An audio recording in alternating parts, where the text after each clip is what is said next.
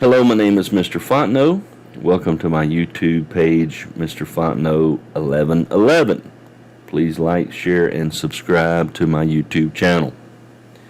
In this video, I'll be calculating the AC values from the Chapter 15 math handout, problem number 16. So the first thing I have to do is fill in my known values, and those values I will be pulling from the Chapter 15 math handout. We see here number 16 gives me my values highlighted in blue. So I fill those values in. I have a total voltage of 50 volts.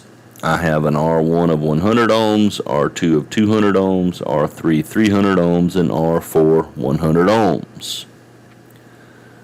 Since this is a basic combination circuit, it's not random unknown, I have all of my resistance values. My first goal is going to be to find my RT value. My step number one. So the first thing I'm going to do, I'm going to find RT, then I'm going to find all of my voltage and current values. Those will be all of my RMS values. Then I will apply whatever formula is appropriate from the formula sheet here to find my AC values.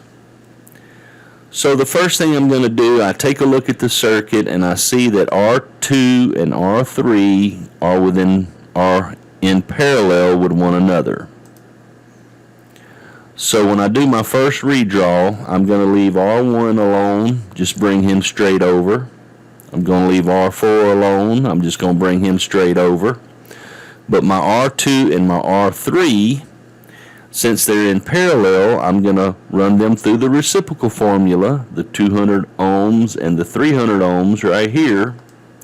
I'm going to run them through the reciprocal formula, and that's going to give me an equivalent resistance of 120 ohms, as you see right here. 1 over under. 1 over under, put in 200 ohms, scroll over, plus 1 over under 300 ohms, hit equals, and that gives me the 120 ohms equivalent resistance. Alright, so looking at my second redraw here, I have 3 resistors in series. So my final redraw and my last step to getting RT is I just add those 3 resistors together, because what do we do with resistors in series? We add them together. So 100 plus 120 plus 100 gives me my 320 ohms total resistance.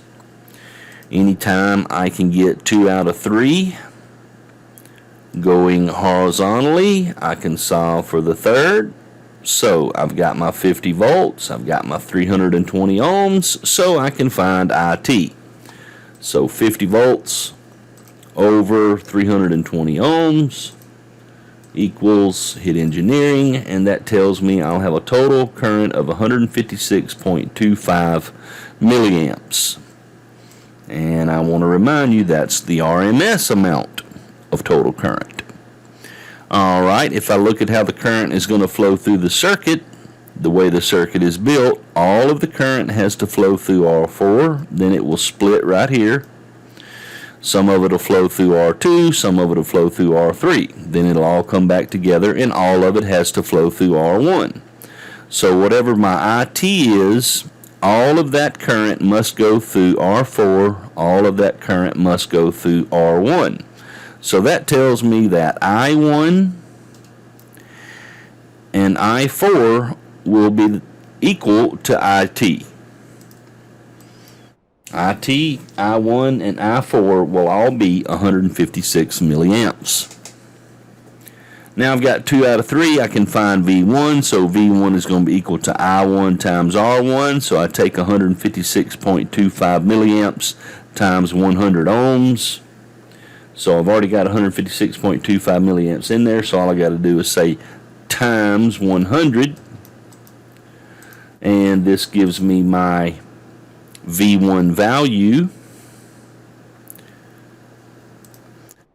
of 15.63 volts. Then I'll take my total current times 100, be the same thing here, 15.63 volts for V4.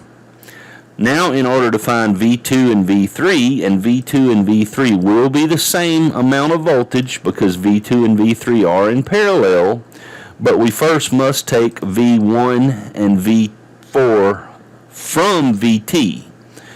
V2 and V3 cannot both be 50 volts because you've already lost some voltage at V1, you've lost some voltage at V4, V1 and V4. So we just use this equation here to subtract V2 and V3 from VT. I'm sorry, that should say V3. Alright, so V2 and V3 will be the same amount of voltage because they are in parallel, but we first have to take V1 and V4 from our 50 volts of VT in order to get the amount of voltage that we would have at V2 and V3. Alright, now we've got 2 out of 3 for our current. I2 would be equal to V2 divided by R2. So we take the 18.74 volts divided by 200 ohms. Hit engineering. This gives us our I2 current level. For I3, it's going to be V3 divided by R3. So we've already got the V3 level in there. We'll just change it to the R3 amount of 300 ohms. Hit engineering. This gives us our I3 value. If we add I2 to I3, that would give us 156.25 milliamps, as it should. Alright, so the first one of our AC values that we're asked for is V2 peak. Well, we see that we have 18.74 volts for V2, but that is an RMS level. So in order to get the V2 peak as we're asked for, we take the 18.74 volts, which is the RMS value, times, look at formula number 1. If I'm looking for peak, I take the RMS times 1.414.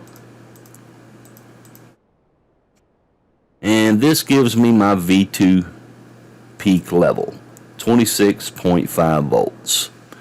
Alright, the next thing I'm asked for is RT. Well, resistance is unaffected by the RMS, peak to peak, peak and average.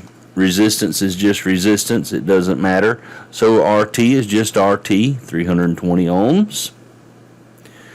And then we need the VT RMS. Well, that's kind of a trick question because we're already given VT RMS to start with. So the VT RMS is 50 volts. Hope this helped you. Thank you.